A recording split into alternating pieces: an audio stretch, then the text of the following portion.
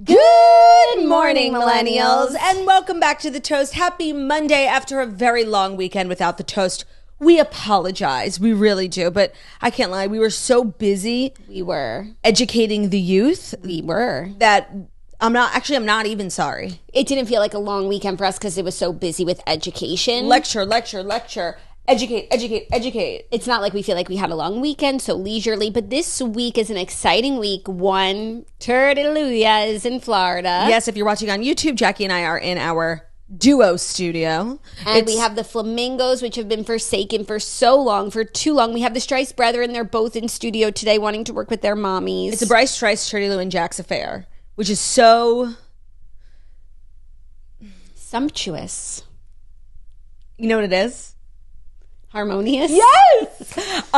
So Jax and I are back in studio. We apologize for not having a show on Friday, but we were really kind of honored to have been asked to speak at the University of Miami School of Law. What? Like, it's hard. We gave a gorgeous, kind of really educational, funny, heartwarming panel on the business of podcasting. It was so much fun. It was so much fun. It was for like the sports, global business, entertainment and sports marketing, something like that school. Yeah, and we were the keynote speakers. We had no idea. No, literally, keynote. Someone must have dropped out at the last minute, but it's fine. No, we've had this on the books for a while, Turdy That's Lou. true, actually. And we had Don't be like that influencer. Like, pick me. Who dropped out at the last minute that you invited me? Ooh, yeah, you're right. Okay, no, we were asked like months ago, maybe even years at this point. Yeah. It was so much fun. So many toasty lawyers. You know, the next generation of lawyers is looking to be extremely toasty, which gives me faith in the judicial system. Well, a lot of things should give you faith in the judicial system because we have a legal story today. About Stephen Smith? No, about Gwyneth Paltrow. Oh, yeah. Wow. It's really been a long time. We haven't caught up on that. Yeah, that was like the headline of the weekend, really. The stories are interesting. Going to spark some interesting conversation. There's one that I'm really excited to talk about. But other than that, I wouldn't be here today for the stories. I would be here today for the Jackson Claude in-person energy. Yes. The Bryson Strice energy. Yeah, but the Bryson Strice energy is so combative. These two brethren, you guys, like, Claudia and I don't talk about this a lot, but our boys like don't like each other. There's like not a great vibe between them. They really do not fuck with one another whatsoever. They couldn't be more different. I know, and like Theo is a lot older than Bruno, and more not a lot older. Calm down. But like he's in dog years. He's more mature. Yeah, he's very mature. He doesn't want to play with anyone. It's not a Bruno thing. It's a playing thing. Yeah, no. Theo's not really like a super social dog. Actually, he really just loves his parents and he loves people. He does not like love other dogs. No, but he doesn't even like the kids. He doesn't understand the kids, but he loves all adults. Like, he really does. Yeah. These boys are lovers. They just don't really have a lot in common. Yeah. And they're at different stages of their life. And that's okay. No, it is okay. But it's just something like this weekend you were on a staycation. Yeah, so Jackie and Olivia both helped me out a lot. Theo stayed here in Florida while Ben and I took a little birthday trip to Bal Harbor at the St. Regis. Can't recommend enough. Gorgeous facility. And spent like a little staycation weekend, you know, swimming, ocean, beach. I have such a bad sunburn. It's killing me. My bun pulling back my forehead in this updo with the sunburn that I have. Like, I could go to the hospital. But it was so nice. And I knew that Theo was in good, you know. Was it not dog friendly? It was, but you don't want him in the room all day. Yeah, we were at the beach all day. And I'm not going to take him to the beach, and I'm not going to leave him in like the room. It was really just not. It was a very pet friendly, kid friendly hotel. I told you should maybe take a trip down there. It was so nice, but I'm happy to be back. You know, it felt weird to be in the great state of Florida without my family. I was like, what am I doing here? It was weird for everyone. It was weird. No, we should have been here. There was like a weirdness. Like, we have a pool here. Yeah, we have sun here. So true. Let me tell you two things I wanted to share. The first, I just wanted to like close a loop on something we spoke about the last time I was in Florida. If you're not watching on YouTube, I'm going into my pocket. I took it. This morning, I walked into Jackie's studio and the aforementioned $40 that has been sitting in here since you moved into this home was still sitting there, which proves that I need it more than you do. So I have to pick up some supplies. What if it's like the lucky 40 though?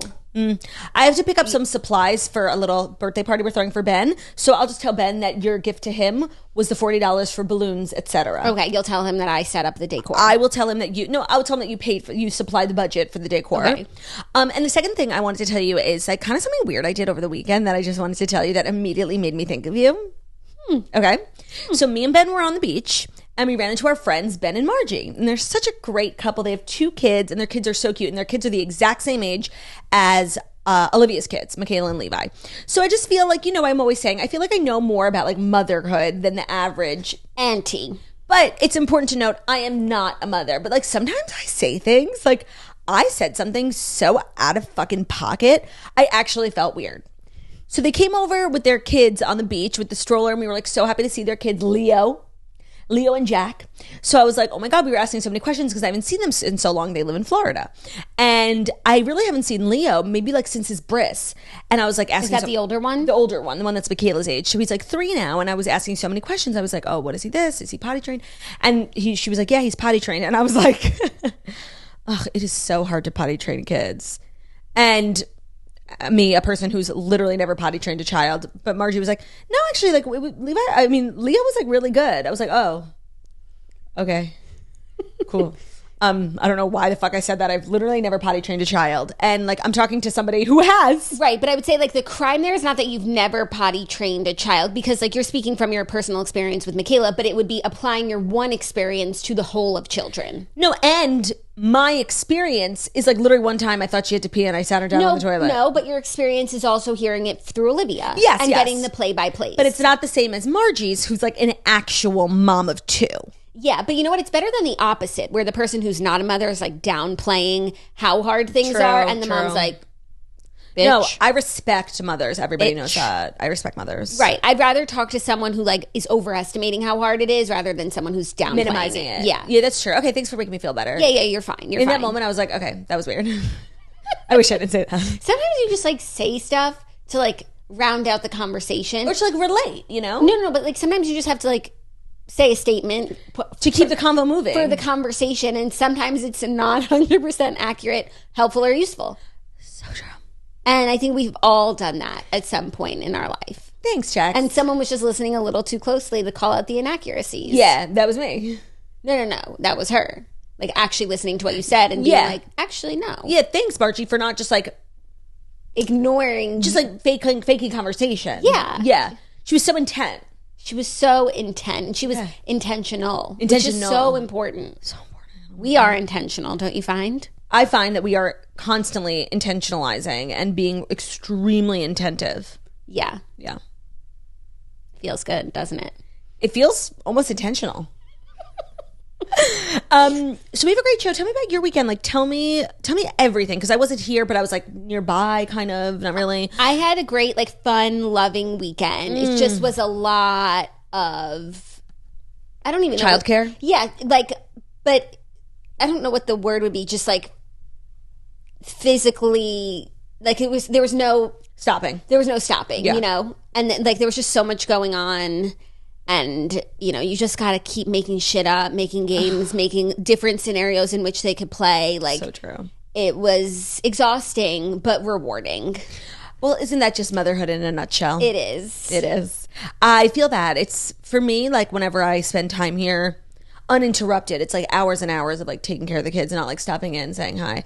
I'm just constantly in awe of, like, exhaustion is just not a word in these kids' vocabulary. No, it's crazy. Like, get tired, bitch. Like, I know. And sometimes they do take like a big nap, and it's like, oh, I guess if I slept that long in the middle of the day, I'd have more energy too. But sometimes they don't fucking nap. I know. Well, I'm staying at Olivia's this time. And it's been so nice, honestly, to spend time. But like not too nice, right? It's been just like nice. It's been just equally as nice as it is here. Great. But I've really gotten in, and I've only been here for like, 12 hours. It has been really restorative in my relationship with Michaela. She's also grown up in a lot in like the 2 months that I've been here. She's obsessed. She's obsessed with Antiquoya. Like, woke me up this morning, wants to play. Last night before bed, oh my God. So we put her to bed at like 8. And then at like 10 o'clock, we're watching the CMT Awards, and we hear Michaela. And she was singing, of course, High School Musical, because I came down here I watched High School Musical 3 the day before I left for Florida, and I said, this is a film Michaela would love. And I knew it. So I put it on for her last night, and she was obsessed with the final scene where they're graduating. I want the rest of my life to feel just like a high school. You guys know it. She was obsessed. So at 10, she like still wasn't asleep. So Zach pulled her out, and then Olivia and him got into bed, and Michaela like laid with them for a little bit. So before me and Ben went to bed, I went into their room to say goodnight. So of course I had to climb into the middle and give Michaela like a big hug, and she touches my nose and she goes, "Echikoya, your makeup, it's beautiful." And I wasn't even wearing any makeup, so she really just thinks I'm beautiful. And Michaela learned, like all my friends and family learned, the way to my heart is through flattery.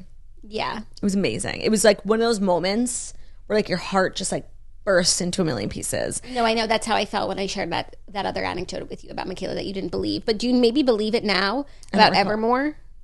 I don't remember. The song Evermore? No, I don't believe it. Even after like knowing, like getting to know her. Share with everyone, because it was honestly like, I know Michaela's capabilities and like she just isn't there yet, you know? But she is, because Olivia told me the story. She texted it to me the next day. Yeah, and Olivia I think was just like really wanting to make anti-sac feel good. But anti-sac feels good. Like anti-sac doesn't need validation falsified. I don't believe it. So Michaela loves Beauty and the Beast. Their whole family's favorite song from Beauty and the Beast is Evermore, which is on the new live action one sung by Josh Groban. And Queen has taste. So the lyrics go, "And I know he'll never leave me, even as I fade from view." And she likes to sing in her crib, like before at night, bed, in the mornings, whatever. And Olivia could hear her singing, and she was singing Evermore, but she sang, "And I know anti-sac will never leave me." That didn't fucking happen. It just didn't happen. But why can't, like, we both have nice anecdotes It's to just share. like, okay, you remember that tweet that went viral? Yes, this is one of my favorite things. Somebody tweeted like something their like 4-year-old did that was so like sweet, but like so unbelievable that somebody quote tweeted it and was like, "This did not happen." Yeah. And that's how I feel. Okay, that's not how I feel. It's so unbelievable. I need to witness it with my own eyes when it comes to Kayla. Yeah. Maybe I'm underestimating her. Maybe you are. Maybe I am. Maybe you are. So it's been amazing to be with the kids these last like 5 minutes. I'm so happy to be here. I'm here for the whole week. It's Passover. So just a little housekeeping reminder. Wednesday and Thursday, there are no episodes of The Toast, as Jackie and I will be observing the late great holiday of Pesach. But we filmed a vlog on Friday. Yes. Because, as we stated, like we spoke at University of Miami School of Law. Yeah. And not just like the University of Miami. It was like the University of Miami School of Law. Right. It wasn't like one of the other schools that don't sound like as impressive as School of Law. And it certainly wasn't like undergrads. We weren't talking to teenagers. Like we were talking to professional adults. Yeah. So we filmed a vlog that day of Get Ready With Us. We did our makeup together. It was really harmonious. It was. It started off a little acrimonious, It did. Because it's tense. Like we were rushing. We were rushed. We were vlogging. We were doing our makeup. We both want to look our best. Yeah. Claudia's working with her Florida set of materials, which are apparently already outdated. They are. So we vlogged the Get Ready With Us process and then a little bit of our day. But it's mostly like our makeup routines, chit-chatting about the day, and having some girly swirly time. Girly swirly time. So that will be up Wednesday in lieu of an episode of The Toast. And we are planning to have something for you Thursday as well. So if you never want to go a weekday without Toast, patreon.com/The Toast. Because I think if you like include Patreon, then I really don't know when's the last weekday that we haven't had something for you. We are always taking care of the Patreon members. That's one thing about us. Yeah. Just fun fact. Yeah, that way you never have to go without Turdy Lou, Jackson Claude. Yeah. Okay. Yeah. Do you feel as though? I feel as though. Do you feel as though? I do feel as though. And we have like a busy day today, so it's like we have got to get to stepping. Yeah. So Jackie and I are sharing one iPad today, so we're going to have to be like passing back and forth. We're very sustainable. Yeah. Greta Thun would approve. She would say, "How dare you impress me so much?" I'm just going to go in any order. Does that work? Okay. Just pass over the, no, I don't like this order. I got it. The first 5. Yeah, I got it. Great. Okay. Without further ado about the rivalry between Dew and Brew, here are the Fast 5 stories that you need to know. And the Fast 5 stories that you absolutely need to know is brought to you by Squarespace. So Squarespace is everything and anything for websites. If you're looking to start an e-commerce website, you work in e-commerce, you want to start a side hustle, literally anything, check out Squarespace. It is the all-in-one platform to build a beautiful online presence and run your business. From websites and online stores to marketing tools and analytics, Squarespace is really the place for it all. So there's tons of product features on Squarespace's websites. Depending on what you are looking to create online, but if it's e-commerce, Squarespace is the place to sell anything. They have the tools you need to get your business off the ground, including e-commerce templates, inventory management, a simple checkout process, and of course, secure payments. Whatever you sell, Squarespace has merchandising features to make your product look their best online. If you're looking to maybe do something in the education space, you can do email campaigns with Squarespace. You can grow and engage your audience with Squarespace email campaigns. You can create powerful email content that matches your website with your existing product, your blog post, your logos, so that your messaging is staying consistent and effective. Let's say you want to do something in the tech space. They've got Squarespace member areas, so you can connect with your audience and generate revenue through gated members-only content.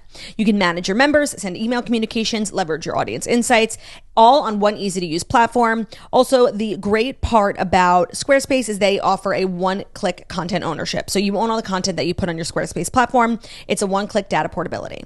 Check out squarespace.com/toast for a free trial. And when you're ready to launch, use offer code TOAST to save 10% off your first purchase of a website or a domain.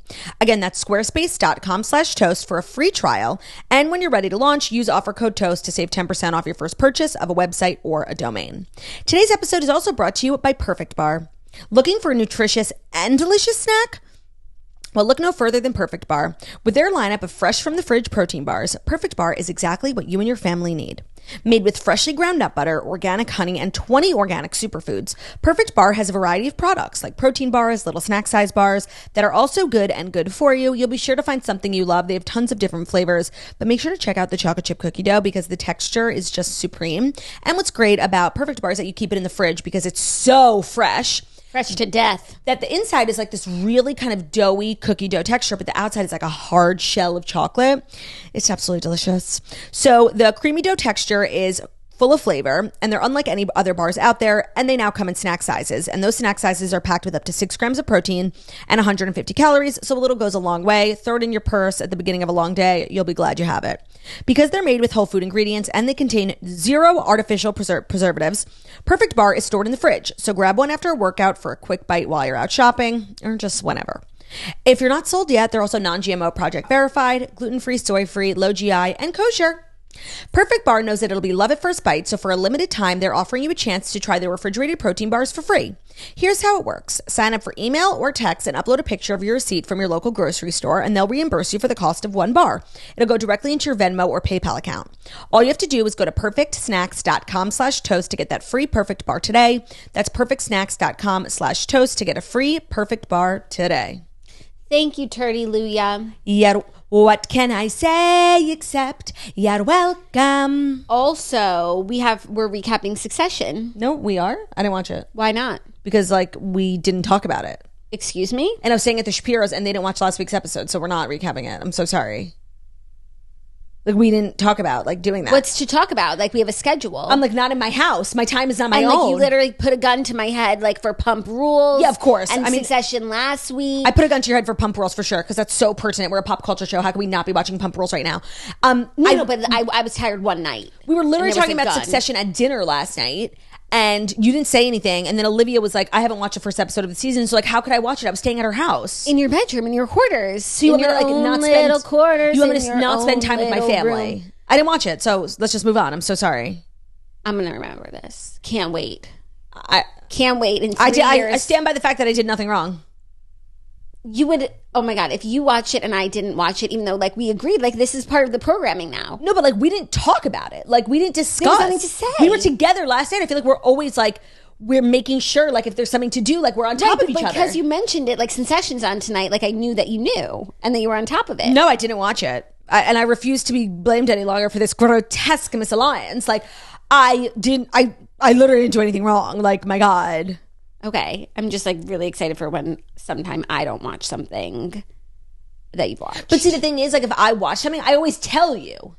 But I don't just you did tell me at the dinner table. I don't go rogue and just watch it, No, but we talked about it at the dinner table. I didn't know you came away from that conversation being I won't watch.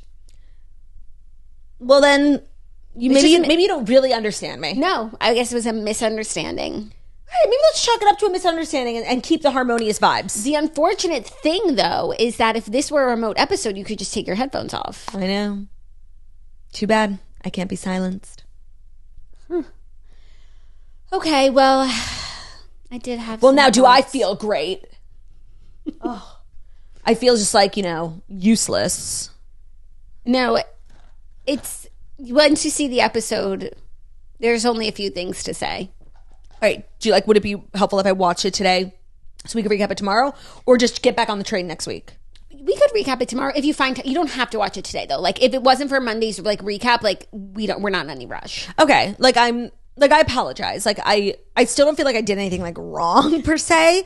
I'm sorry that we found ourselves in this situation, honestly. I'm sorry too. I'm sorry that you had to wait up when I know you actually don't even like the show anymore, Yeah, no, it did. My schedule is fine. I literally finished my book for the Redheads 2 minutes before we started watching, so it was fine. I'm sorry. But it was just an hour of sleep. I could have gone back. No, that's so true. And as a mother, the fact that I took away that hour of sleep from you, I definitely feel maybe I should just go. Why don't you just go watch it right now? And then no, we actually don't have time for that. Okay, but it's fine. It's fine. Hopefully, I still feel passionate whenever we do talk about it. Okay. Our first story: Gwyneth Paltrow thanks the jury for their thoughtfulness after a trial win. Gwyneth is happy with the outcome and thankful to the jury after winning her ski crash trial in Utah. She said, "I felt that acquiescing to a false claim compromised my integrity. I am pleased with the outcome and I appreciate all the hard work of Judge Holmberg and the jury and thank them for their thoughtfulness in handling this case." Nearly 1 hour before she posted that, a jury decided that the retired doctor, Terry Sanderson, was 100% at fault for their 2016 ski crash, despite him suing Gwyneth for $300,000. I just feel like when they say he's suing Gwyneth for $300,000, it's such a lie. He was suing her for more, and the judge capped it at $300,000. But what did he initially want to sue her for? $3 million. $3 million or $1 million. So that's just crazy. Now, I really just didn't think there was a way I could ever love Gwyneth Paltrow more. I've been a ride or die for her for many years, and this trial has just brought out another side of Gwyneth. First of all, the looks were so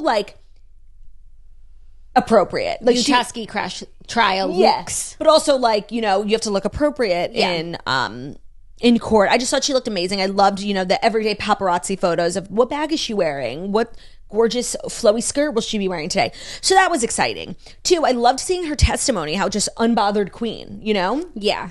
I loved watching this guy really truly embarrass himself. And I believe he gave a statement basically saying, I'm embarrassed, Oh, wow. Yeah.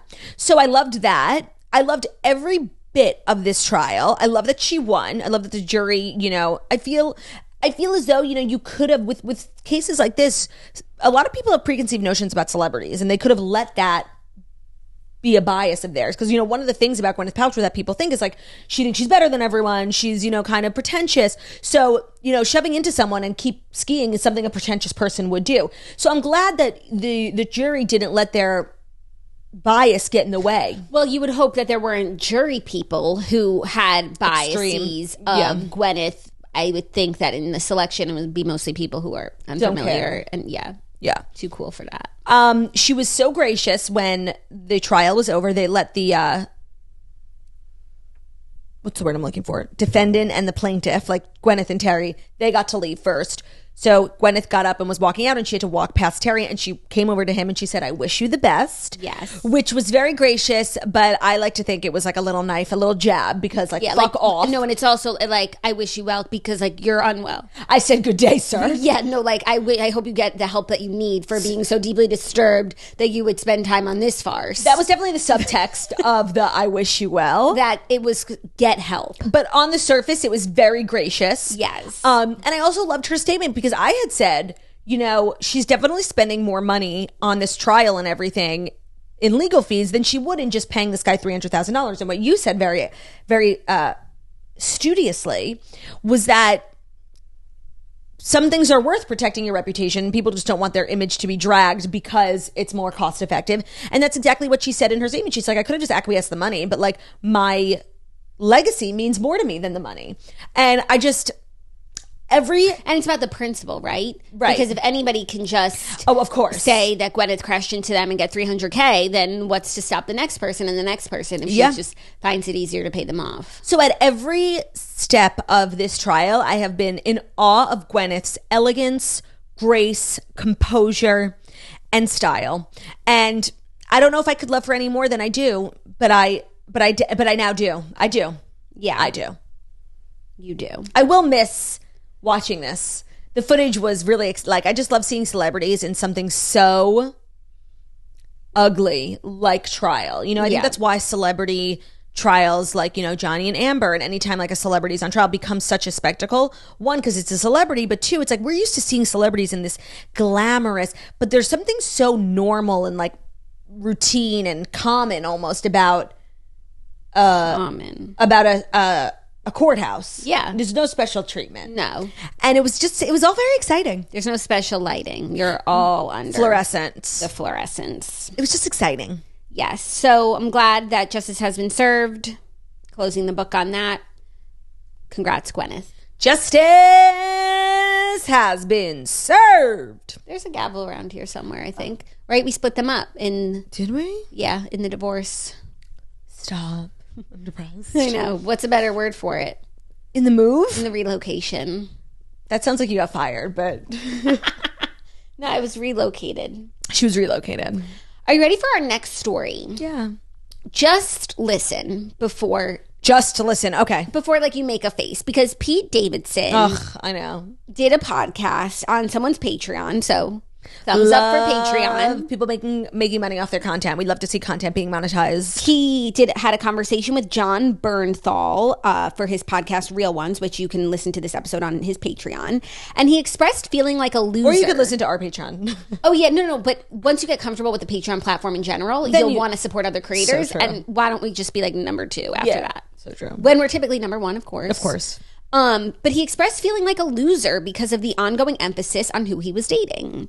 He said, quote, "I'm in my 20s and I've dated people. And for some reason, that's very crazy and interesting to people. I don't think it's interesting. I've been in show business for like half my life almost, for 14 or 15 years and on a national TV show. In 12 years, I've dated 10 people. I don't think that's crazy, but to some people, that's very interesting. That became all anyone would talk about." He said, "It's not like I was flexing, you know what I mean? And these people that I've dated, I met them at work. I wasn't in anyone's DMs. No one was in mine. I worked at one of the 5 Hollywood epicenters of where you meet people, and that's how it happened." It's a good call. He said, "Suddenly you're in this zeitgeist that has nothing to do with the work, and that's a really shitty feeling. I became more known before the work was there, but I was always working." He qualified that he's cool with the joke. He gets the late night jokes, but occasionally the laughter over his romantic track record hit too close to home, like when they made fun of him on his own show, SNL. He said, "When your own show pokes fun at you, I'd be sitting in the back watching the cold open, and the cold open is topical, political, humor, whatever's in the culture, and then making fun of you. Then you've got to walk out and do a sketch next and hit your mark, and the show just made fun of you. So why are they going to laugh at you? Like they just dogged you in front of everyone, man. And you're like, I'm a fucking loser, man." Okay, really quickly, I know this is like not the point of the conversation, but let's try and name the 12 girls that he's dated, okay? That's the opposite of the point. Cassie David, Carly Aquilino. An opposite, but yeah. Yeah. I'm trying to go in order. You want to go in order? Okay, so Carly, Cassie, Ariana, Kate Beckinsale. Okay. That was such a great time. I don't know if this is in order. Phoebe Denver. Oh, Phoebe Denver, yeah. Oh, let's not go in order then. Kaya Gerber, Kim. Chase Now.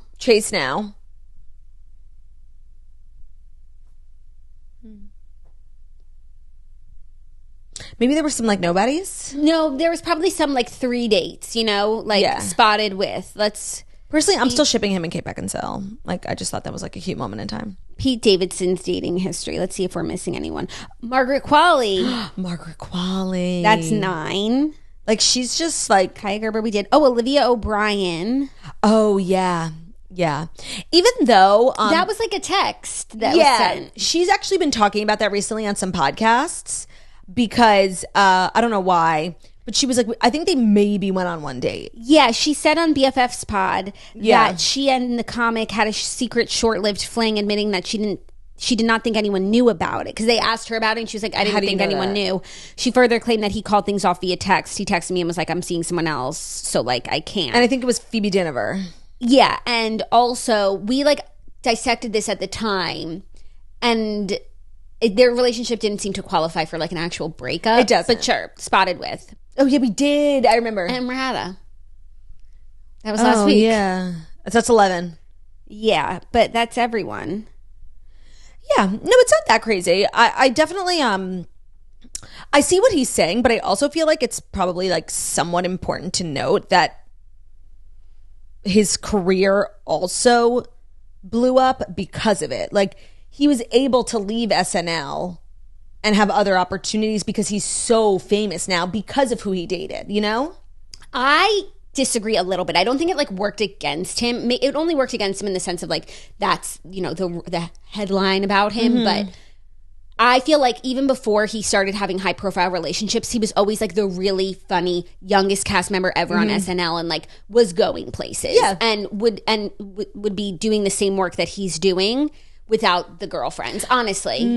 No, I don't know. I don't think so. But what is he doing that's so big? Like, honestly, nothing. Like, I don't know what he does. So what did this get him? But he does like a lot. He like makes a lot of money from being famous. Like he was like a Calvin Klein face. Okay, that's he does a lot. He was in a Hellman's commercial from his like career as a comic, though. Yeah, but those things like afford you the privilege of not having to work. Like you make a lot of money and you can chill and you don't have to go to SNL every week. You know. But he's working still. Like he's only in his 20s. He's not retired. Yeah, no, I think he does like shows. And he has some projects in the works. Something coming out that this was promoting. Oh, he was just in that horror movie, Bodies. Bupkis, May 4th on Peacock.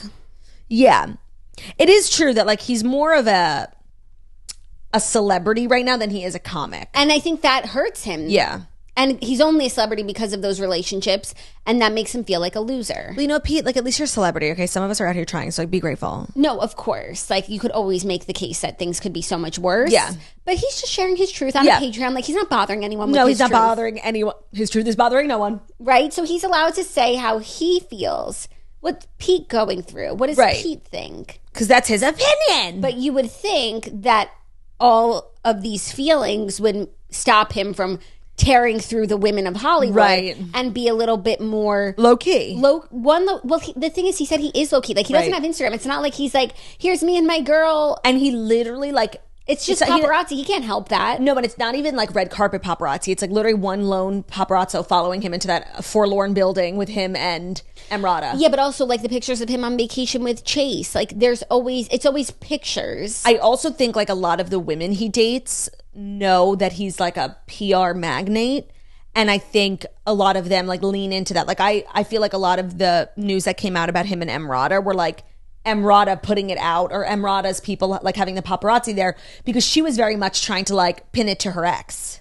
Yeah, that's possible. Like, you know, if you're going to go on a date with Pete Davidson, it's going to be written up everywhere. So it's like, oh, I landed a date with Pete Davidson. Call everyone. Yeah. And I think that hurts him. I think it does too, because it's like, you really, not to be so cliche, it's like you never know if someone's dating you for you. Right. And you know what? They didn't go out again after that. So maybe he was like, oh no. She's just thirsty. She's thirsty and I can't afford like another kerfuffle. Another thing, yeah. Yeah, because I'm trying to focus on Bupkis, which premieres May 4th on Peacock. So I hope like it really works out with him and Chase, because she's kind of like unknown. I don't think people really care so much about this relationship, except they like, you know, drove into someone's house. Right. No, but the thing is, it's not, at this point, it's not about the girl, it's about Pete. And it's about like adding to that number. Yeah, but I definitely feel like there's less fanfare for him and Chase. Like, there was like paparazzi pictures, but like no one really cares. Like, she's new on the scene. No, they care. We just don't talk about it every day. But like every time I look for articles, like if they're doing something, like they're there. Yeah, but like, do the people care? I feel like they don't. Drop a comment, because I personally don't care. Well, I mean, most of these articles that I see in the morning are just like, what? Any that bad? Oh, you're ready for that? Just continue. You ready for all that? Yeah. Most of the articles that I see in the morning, it's like, who the fuck is reading this? Who gives a shit? Who are they about? Oh my God. It's just like everyone so-and-so celebrates her da-da-da. Like, no, we live in a culture. Like, let me go to page 6 today. Hold on. Brutal. We live in a culture where like somebody leaving an Instagram comment is worthy of an entire article on like a pretty reputable news site. That's crazy. And they're so misleading. It's like, Khloe Kardashian finally addresses plastic surgery. Can I oh, shit, this isn't going well. We're having to share an iPad and we're both trying to like look things up. The sharing of the assets isn't going well. But no, like People magazine today, they're like top stories. Number 2, The Bachelor's Madison Pruitt-Trout shares what she's obsessed with this spring. Well, by the way, that's another element of moronicy when it comes to journalism these days. It's like publicists bring their clients and get opportunities for their clients to like interview with People magazine, and it's like, I'm just using Madison Pruitt as an example, but I see it with like all these like kind of low level influencers and reality stars. Here's the 10 things that Maddie Pruitt can't live without. Here's the 8 beauty secrets that she keeps in her purse. Claudia, Alicia Silverstone shares adorable video of her dog sitting at the dinner table, quote, waiting for his turn. Listen, you guys, it's hard out here. So when you get upset with Jackie for stories, just know, like, this is what she's dealing with, Claudia, okay? The Last of Us star Bella Ramsey loves to eat cornflakes with orange juice. It's so good. The Last of Us star Bella Ramsey sounds disgusting. Why would literally anyone eat that? Instead of milk? Is that what they're saying? And then also, like, okay, and then this was on page 6 today, which I thought was just such, like, a nasty who gives a shit headline, which was Marilee Nichols seemingly... Wait, who's Marilee Nichols? Tristan's other... baby mother. Theo's mom. Okay. Marilee Nichols seemingly shades Khloe Kardashian's lavish birthday party for True. Like, I don't know. Marilee Nichols is not a famous person or celebrity. True. I don't care what she maybe or maybe did not shade Khloe about. Yeah, and what was it, like an Instagram comment? I did not dignify it by clicking with a click. It. I did not. Yeah, I feel like it's, you know, all part of a larger conversations. You know, in the digital age, what does that mean for journalism? Nothing. It's not looking good. It's not looking good by any means. And then, like, there are, like, I feel like publications that try and maintain, like, journalistic integrity and, like, write thought-provoking articles, and but they have absolutely no scruples. And they also have nothing to work with. Like, they're trying to make thought provocation out of Alicia Silverstone's dog sitting at the table. But what does her dog sitting at the table really mean for culture? What is he waiting for at the table? Right. And how did he get there? What was the journey to the table like?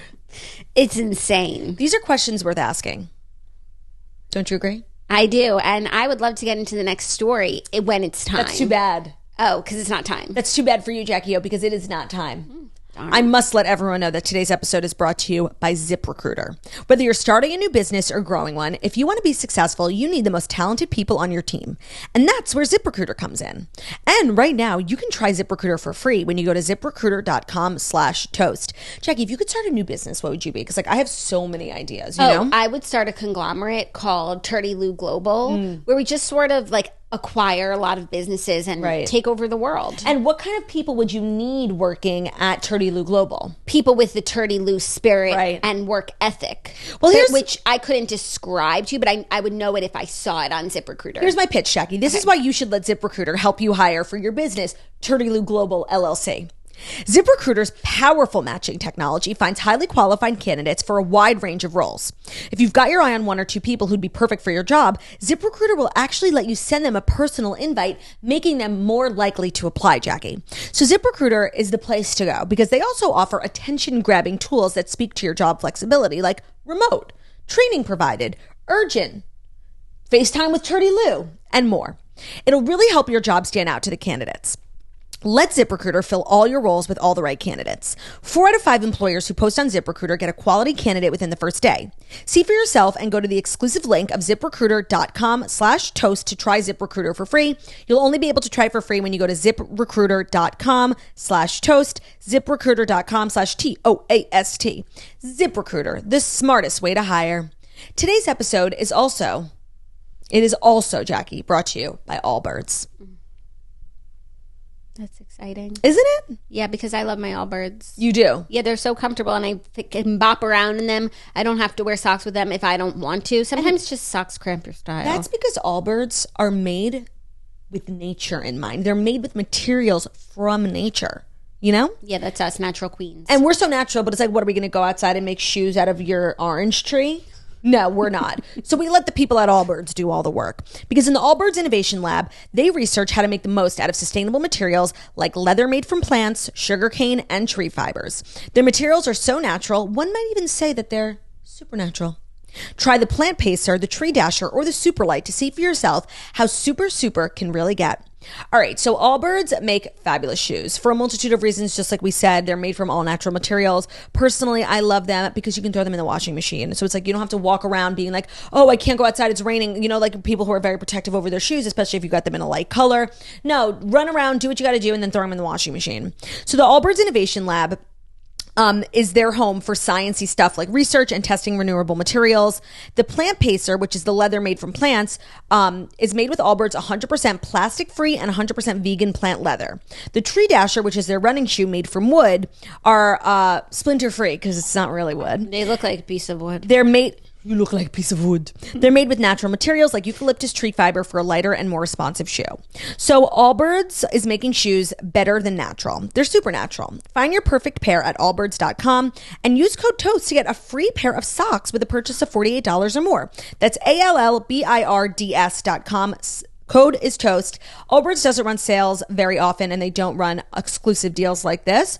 So make sure you're going to allbirds.com. Use code TOAST to get a free pair of socks with your purchase of $48 or more. Allbirds.com, code TOAST. They make a nice sock. They do make a nice sock. And I you like know what? At this age in my life, I can't be wearing not nice socks. Oh my God, that's so true. And I can't be wearing not socks at all. You know, on my way to the airport, I forgot a pair of socks and I wore a pair of sneakers, not Allbirds, with no socks. And when I tell you, I've never been so uncomfortable in my whole life. Damn. And that's what I get for not wearing my tree dashers. That's what you get. That's what, it serves me right. Are you ready for our next story? Which is just some funny, sweet, unfortunately, Instagram caption news. Ooh, okay. But I think it's worth discussing because it has to do with one of our favorite quotes and some of our favorite people. So Kim Kardashian is finally apologizing and joking about copying her sister Khloe's outfit that she infamously made fun of when they went on a trip to Japan in 2018. And I'm going to be real with you. You look like fucking clowns. So Kim, Khloe, and Kourtney went to Japan in 2018. I think that was when like Kim was shooting Yeezus on the street looks for Yeezy. And Khloe and Kourtney, I can't remember their names right now. Khloe and Kourtney were it's been so long since we've really spoken about them. Long. Khloe and Kourtney were there like supporting their sis and wearing their favorite Japan looks. Right. And doing the most, you know. And it just wasn't the vibe. Like Kim was in this like very like spandex lycra like era. Futuristic era. And very they were toned down. Very like glam. Glam, Tokyo fashions, colors, kawaii, and Kim like kind of reading them out. It's like, you guys look like clowns, and I think she was like kind of ashamed to be seen with them in their really colorful looks. God forbid. It was funny. Like now we quote it, but like in the moment, like she was kind of being a bitch. Yeah, but in the moment, it was bitchy too. Like I don't think in the moment we're like, yeah, you guys look like clowns. Because now it's funny. But they didn't. They looked really good, but they obviously weren't matching her aesthetic, which was the reason for going to Japan in the first place. And they literally came to Japan for her. Like, no, I know, but it's like you're coming to Japan with me and you're ruining my photos. Nobody cares. Like, no, I know, but that's important. That was important to Kim at the time. She had her priorities all fucked at the time. She did, and now she was in Japan with her kids, wearing a huge pink fuzzy jacket. The look was so cute, but fans called out that literally that's what Khloe was wearing when they got called a clown. When they got called the clown, and Kim did a carousel of pictures in her pink look, and she included the clip from that episode, and someone had tweeted like, so is Kim finally going to apologize to Khloe? And Khloe commented, I'm waiting, 100%. Kim should apologize. No, like Khloe ahead of the fashion curve. Funny that they like got in on it before like it was like flipped on them, you know? It's just, it's not doing it for me, you know? The story? Yeah, I'm not coming at you. No, I know, but you know, when I saw it, I was like, oh, cute, and like they're posting like old clips and making fun of themselves. Those are that's my kind of celebrity fodder I enjoy. Yeah. Self-referencing, to reference or not reference. To reference or not reference. But I wish they did throw it up and put it in a blender. I think I would have liked this story more. I'm like really in terms of Kardashians, like we've been talking about, I've been feeling just kind of like, you know, I'm resting. Yeah. Also, I was wrong. Apparently, like there is a lot of chatter about how they're in their flop era. It's because you're not on TikTok. On TikTok, yeah. Yeah, we were talking about that last week. Like, is it just an us thing? Is it a culture thing? It's very much a culture thing. There is a lot of debate about it. And also something that I found really interesting is I saw Liz Height post this. Kim has been like wearing a lot of Balenciaga. Okay, I have a question for you.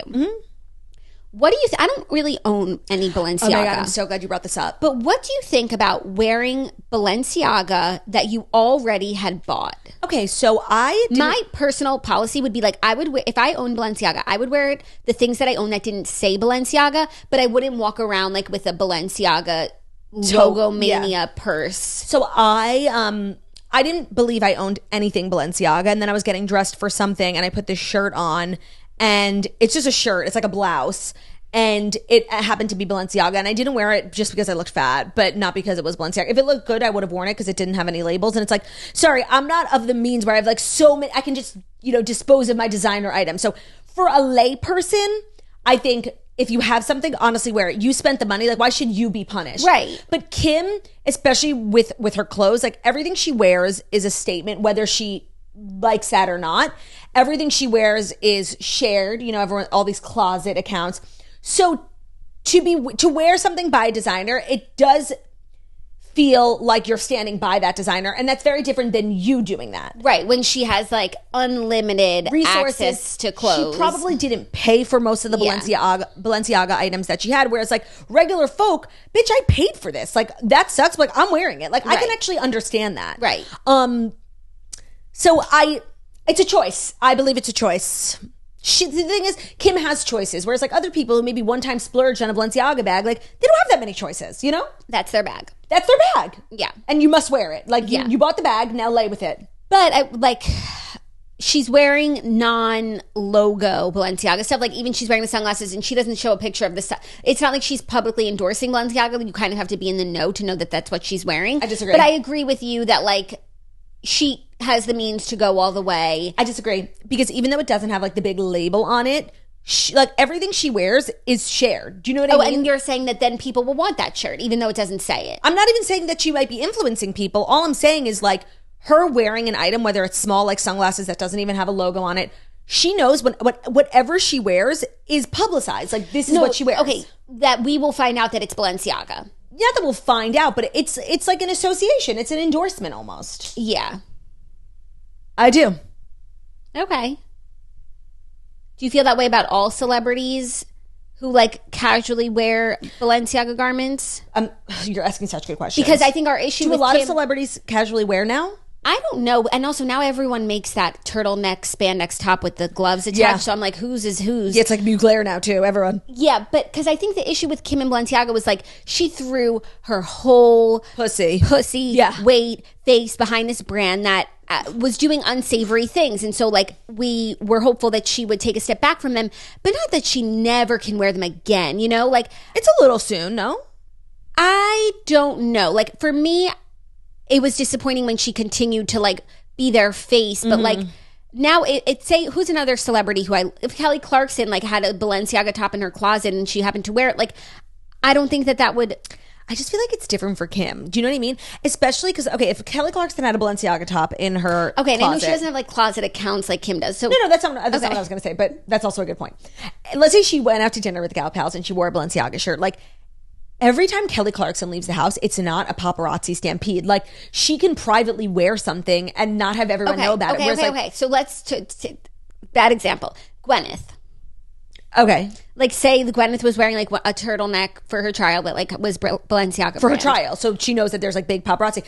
See, that seems like a statement to me. Like, okay, walking maybe to like not a for big her trial, but like for a dinner. Someone who gets fucking photographed all the time, who didn't have an association with Balenciaga the before. Thing is, really nobody out there gets photographed as much as the Kardashians do. They really don't leave their house without getting photographed, which I think is intentional on their part because it's a part of their job. Yeah, I think most celebrities can go out to dinner without being seen. Honestly.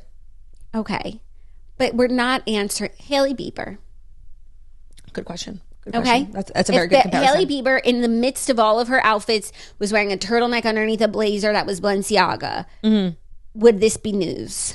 Well, the thing is that Hailey Bieber didn't ever really have a connection to Balenciaga. So it's like, we're not talking about Hailey Bieber and Balenciaga because it was never anything to talk about. We're talking about Kim and Balenciaga because there was a lot to discuss. And we never fucking heard from her. Yeah. Okay. So it's a Kim thing. Yeah. Okay, I can see that. I'm glad we got down. I'm glad you asked those questions. To argue I know you're one not. point or the other. I'm just trying to place it in different context so I can see it clearly. By the way, so am I. Like, I'm confused by this whole thing. Like, I don't know what the fuck I'm talking about. Like, ask all your questions. Like, I'm just making this up. Yeah. I'm just saying, like, it's fucking weird. And we like never heard from her. And like, there was this whole disgusting thing. And like, a lot of people were upset with her. And it has been the reason for like this whole kind of flop era. And we still haven't heard from her. And they're like teasing that they'll talk about it on the show. And I feel like they won't. And then she's wearing Balenciaga again. I feel like they're not going to talk about it on the show just because they would have said Balenciaga in the trailer once. Or they would have referenced it like a little bit more specifically. Right? To get us excited. Yeah, I feel like they don't. So it's this whole saga that really affected them and they won't talk about it. Yeah. But now she's wearing Balenciaga again. So to me, it's part of the conversation that she's wearing it again. Okay. That is where I'll leave. That's where I'll leave it. And I hear you. I don't know exactly like what I think she should do with all that crap. Me neither. What she should do with You crap. like donate it. She has so much stuff. Like she probably didn't pay for it. It won't hurt her. No, it won't. And like everyone's making it now. Like you said so astutely, so many of the clothes that she wore during her real like era with them were so fucking ugly that really it's a win-win for everybody. Yeah. Who makes this pink jacket she was wearing? I don't know. I don't see it in the caption. Anyway, moving on to our next story, which I'm really interested by because the author James Patterson, you know him. Yeah, of course. He's like the biggest. I'm familiar, and he was in the Filthy Rich Jeffrey Epstein documentary because he lived next door to him in Palm Beach. And he's written fiction and nonfiction books. We did him for the Redheads. He wrote a book with Dolly Parton, Run, Rose, Run. One of the biggest authors in the world. I know who he J.K. is. Rowling. Just in case. Oh, okay. But we need to set the stage because of what he did. It's really impactful. He accuses the New York Times of cooking its bestsellers list in a blistering letter to the editor that they refused to publish. So James Patterson, who's obviously been on the New York Times bestseller list a million times, first he posted 2 tweets just like questioning the math. The math wasn't mathing for him. He said, "What's up with New York Times bestsellers list? Anybody besides me noticed that Mike Pompeo's book sold more copies than..." Who's Mike Pompeo? The former secretary of... Oh, political. Okay. Political. Yeah. He said, anyone noticed that his book... not James getting political. has sold more copies than 6 titles on today's list. And I guess like he wasn't on it. And then he said, and last week, J.D. Robb, that's Nora Roberts' pen name novel, wasn't on the fiction list, even though it was still selling more than 4 other titles there. By bestseller, does the Times mean best for their target audience? Yeah, okay. So and then he wrote a huge letter to the editor that they refused to publish, saying that he's a longtime reader of the New York Times. It's his favorite newspaper. He's been reading it since he moved to New York in 1971. Here are some of the pull quotes. I also know that this spirit of self-criticism and getting it right is too often absent from the bestsellers list. He said the real problem is where you say sales are statistically weighted to represent and accurately reflect all outlets proportionally nationwide. Because here you suggest your process has statistical rigor, and it simply doesn't. As the nation's bookstores and our publishing houses have known for years and can prove, your lists too often are outside the realm of statistically possible, much less plausible. Right. The fact is that you regularly publish, even now that we have computers and widely available data, lists that say a book sold better or worse than another, even when it's probably wrong. Oh my God, I feel like so strongly about this because I was on the list and I was so grateful to be on the list, even though in terms of sales, like I absolutely deserved it. But so when I was publishing my book, I was like doing a lot of research on the New York Times, like how do you get on? How many do you really need to sell? And I was shocked to discover that the New York Times bestsellers list is an editorial list, meaning it's curated. It's not based on statistics. It's not 1, 2, 3, 4, 5 of like in it's order. Basically opinion. It's an editorial. And so when you look at like USA Today charts, which are statistically just based on number of books sold, that to me is, and it sucks that like everybody puts so much weight on New York Times bestseller because in order to make New York Times bestsellers, you have to sell enough books, but you also have to then be like approved / chosen by the editors of the New York Times, which is hard to do, especially because the New York Times is technically a political newspaper. It's like more liberal leaning. So if your book might not align with all their, agenda, then you have a less likelihood of getting on the list. So when you look at the USA Today, I find the USA Today list to be more interesting because it goes in order. This person sold 10 books, this person sold 9 books, this person sold 5 books. Like it's based on numbers. And so like not to make literally everything about me, but I found it really interesting how I was number 12 and I'm just supporting James's theory. I'm not making the story about myself. No, but it's good that you have personal and I'm so grateful to share. have been on the list because they literally hold it like ransom. I'm like, if I ever write another book, I would love to be on the list. But like, and I'm not saying in any way like I'm comparable to this person, but my book came out, and when you have your first week sales, that includes all pre-orders. So the 3 months leading up, I had all those sales and the first week. So I had 13 weeks of sales. And on the USA Today list, I believe I was, I don't know what number I was, but I know I was above Michelle Obama, whose book had been out for 2 years at this point. So I'm not saying my book was bigger than Michelle Obama's. I'm just saying in the 3 months And 1 week that I did pre-sales, I did sell more books than the 1 week Michelle Obama 2 years later. Right. I'm just trying to give context. And so I was above because my pre-orders, that's it. You were and above on USA Today. On USA Today, I was above. And then on New York Times, she was like number 3 and I was number 12. So it just doesn't make sense in terms of numbers, but I'm not saying in any way that I'm a better book. Well, actually, no, I'm kidding. That my book has any way comparable to Michelle Obama. I was just talking about statistics. Right. I know people are going to drag me for like bringing that up, but I just thought it was interesting. And so when I had learned that, when I was doing research, because I really wanted to get on the list, it was like a huge goal of mine. I was like almost disheartened because it's like you could literally sell 10 million books and you could not get on the list just because, somebody at the New York Times doesn't like you. And I'm not a media darling. You could sell 10 million and you have to sell an absurd amount. Right. I don't know what the number is, but you have to sell an absurd amount of books to make the list, no matter how much they don't want you to make it. Right. No, and he's right. We regard it as like this beacon. But also, this is what he said, and he makes some fire points. He said, look, I know somebody's going to accuse me of pursuing self-interest here, and they would be right. I'm an author. I love landing on the list that gets more attention than any other list in the country. A list that brings additional visibility and attention to the books it names. A list that has, I imagine it should be easy enough for an economist to prove, actual monetary value for authors and publishing houses. Yeah. And a list that can make or break the careers of new writers. Maybe I'm foolish for thinking bestseller is supposed to be a measure of what's most popular with my fellow book buying readers, as opposed to sometimes decreed value judgment on the method by which the books were sold. At any rate, I'm asking you to please cut it out.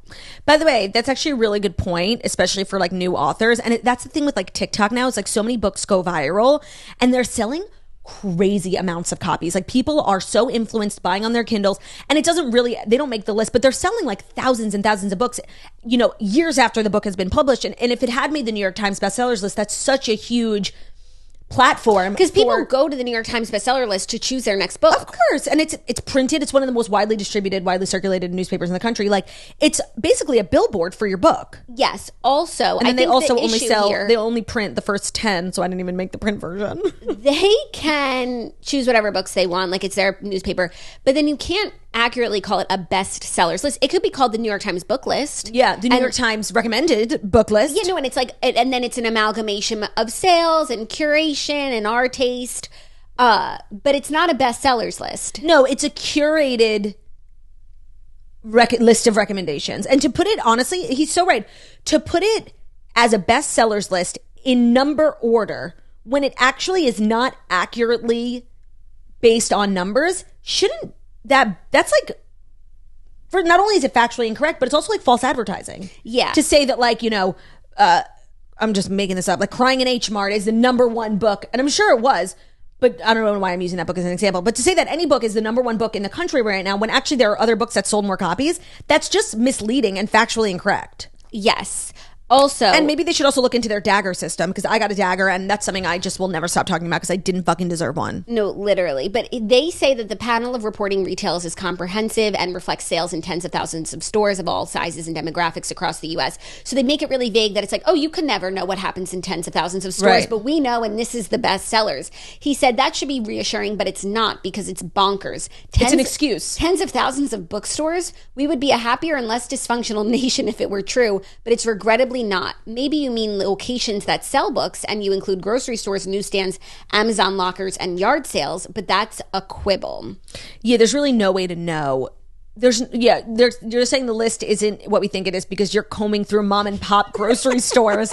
Like, that's such a lie. Yeah. No, and I think like people only realize it when they write a book, and of course everybody wants to make the bestsellers. It's like a dream. I can't stop talking about it, the fact that I made it. It's equal parts ego and no, it's ego. Like it's no, but what he says is extremely true. Like if you make that list, it's the difference between your book being seen by millions of people and not. Yeah. No, so right. It's business too. It's not just about like, oh, this feels nice. Yeah.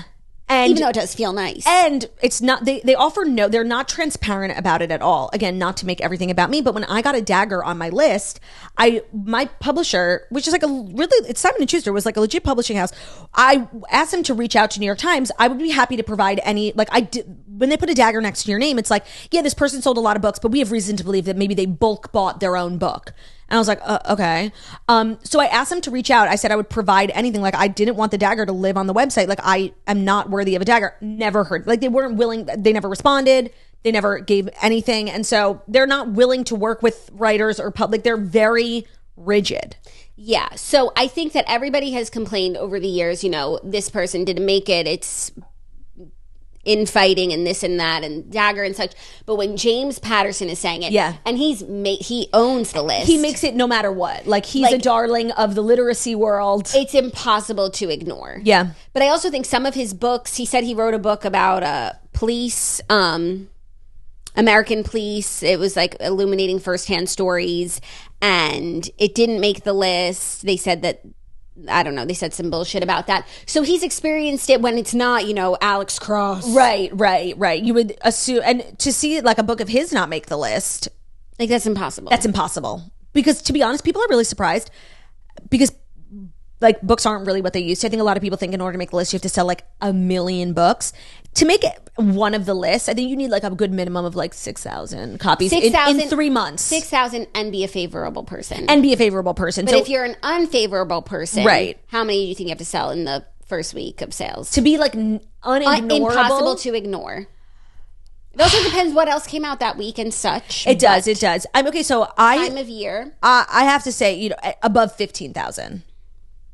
Yeah, because sometimes you'll see someone on the list and it's like, I'm sorry, nobody's buying that book. You didn't even chart on Amazon, bro. Right, that's the other thing. Now that's exactly what he's saying. We have access to so much data. Mm-hmm. We're able to look in real time at Amazon, at the, audiobook bookstore, at the Kindle bookstore. Like, yeah, you could really see that shit is updated multiple times a day. You can see what books are popular. He said he gets his info from BookScan. I think that literally tells you how many books. So I actually...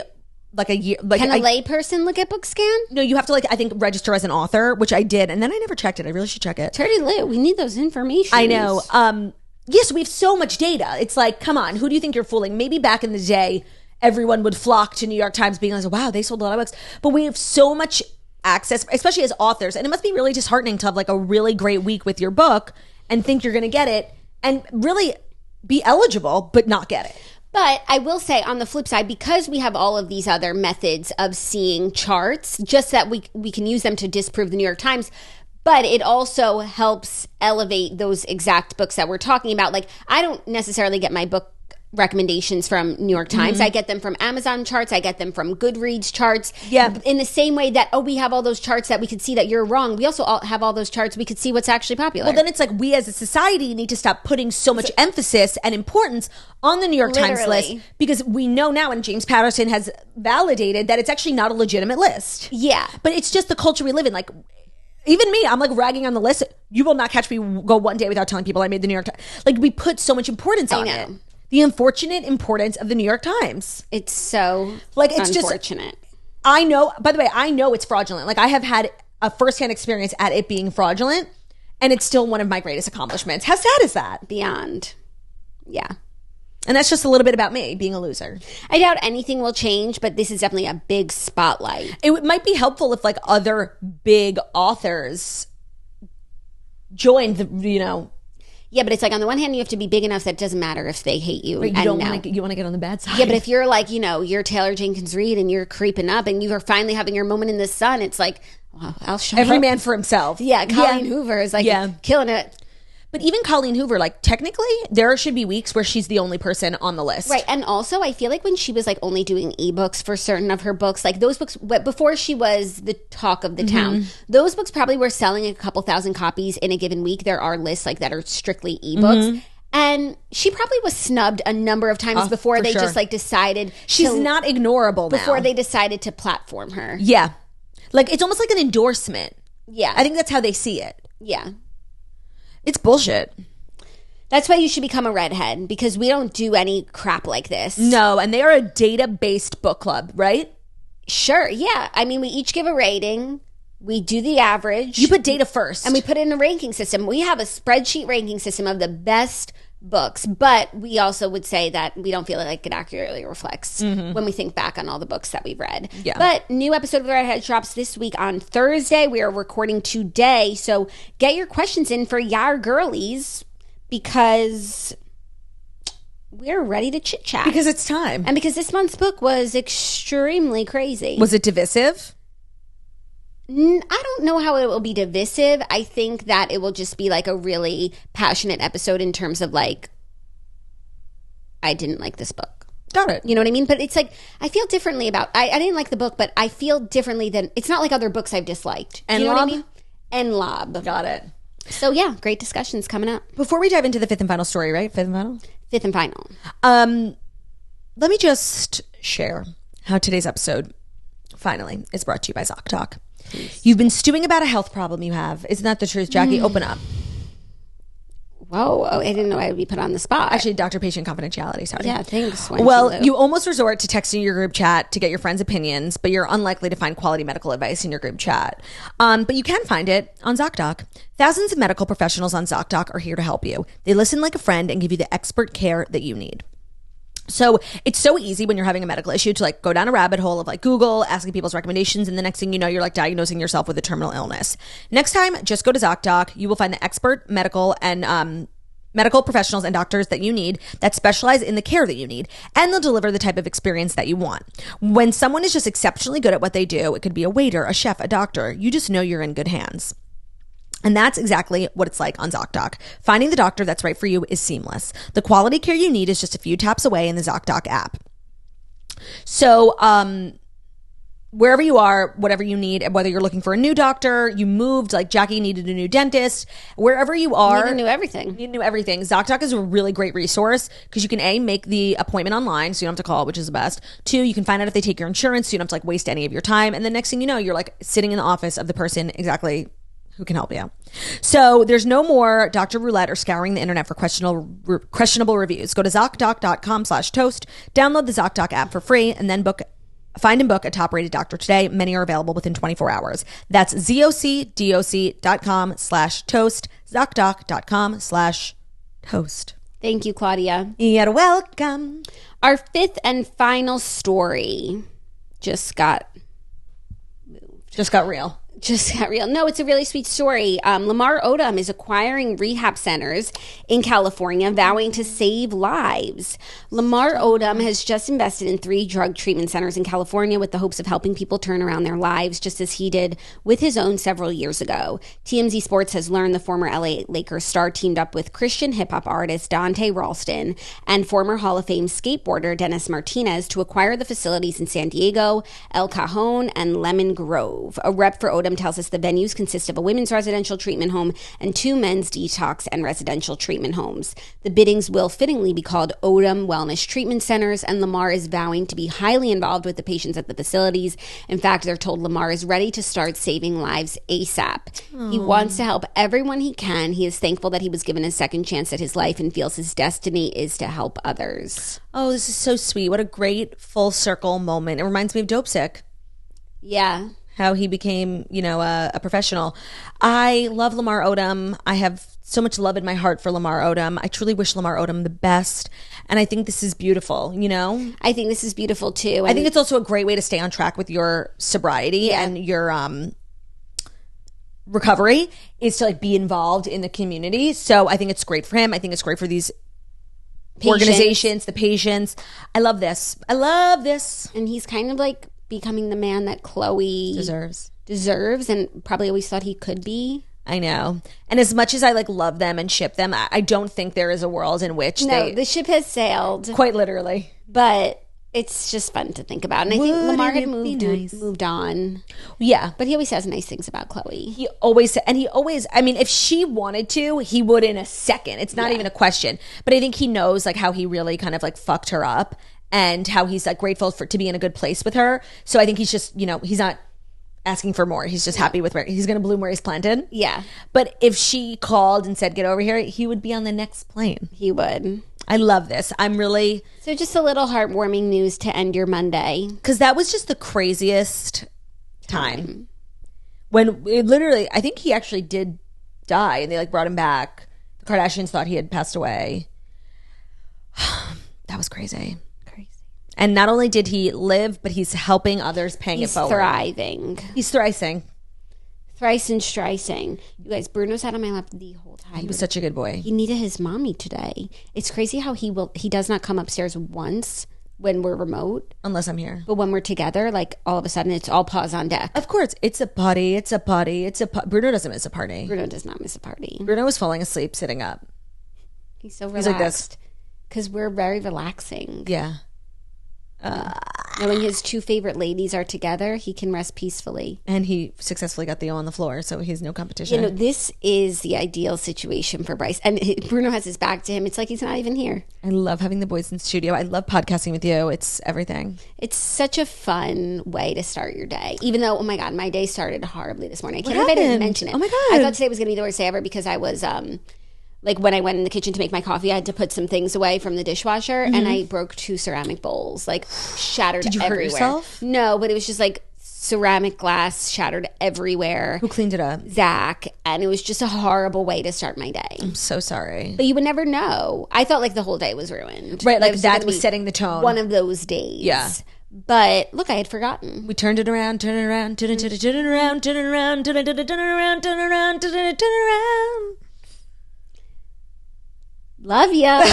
Thanks so much for listening to The Toast. Oh, he knows. Bruno. He knows on the love ya. Thanks so much for listening to The Toast, the Millennial Morning Show, where we deliver the fast 5 stories that you need to know every Monday through Friday on YouTube. So if you're watching this on YouTube, please feel free to subscribe, give this video a thumbs up. We're also available as podcasts and rare podcasts can be found on Spotify, iTunes, Stitcher, Public Radio, iRadio, Castbox, all the places where you listen to podcasts. Find us at Toast, leave a 5-star review about a beautiful, stunning, and wickedly talented we are. Hope you guys have a great day. We'll see you tomorrow. See you tomorrow. Love ya. Bye. Bye.